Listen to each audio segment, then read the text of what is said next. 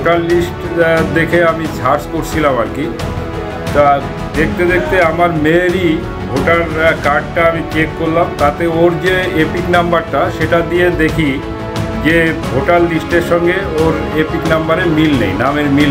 ভূত ধরতে গিয়ে ওঝার ঘাড়ে ভূতের ভর। খোদ তৃণমূল কাউন্সিলরের মেয়ের এপিকে দিনহাটা বিধানসভারই অন্য একজনের উপস্থিতি। শুধু কাউন্সিলর কন্যাই নয়, এপিক বিভ্রাটে দিনহাটার সোমা সরকার রয়েছেন মধ্যপ্রদেশের খান্ডওয়ার মুন্নি। আমি এটা দিয়ে ভোট দিয়ে আসছি, কিন্তু এখন দেখছি যে এই এপিকে দুটো নাম আছে, মানে আগামীতে ভোট দিতে পারবো কিনা সেটাই। দিনহাটা শহর জুড়ে এরকম বহু ভূতের উপস্থিতি মিলেছে। এই অবস্থায় পুরো এপিক বিভ্রাটের পেছনে বিজেপিরই হাত দেখছে তৃণমূল।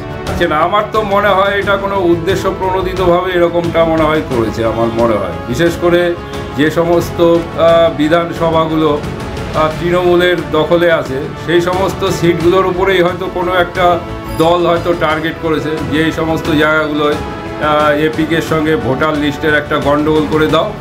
এটা আমার মনে হয় কেবল এটা হাত পাকাইতেছিল, এটা উপর মহলটা হাত পাকাইতেছিল আর কি, কিছু কিছু করে।